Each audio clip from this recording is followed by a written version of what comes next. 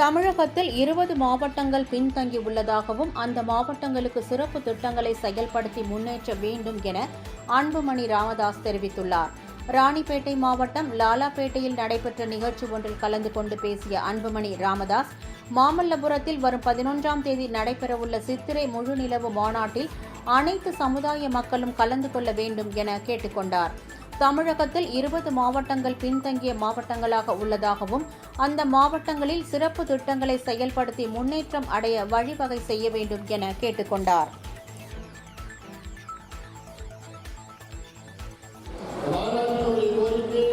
Tamil Nadu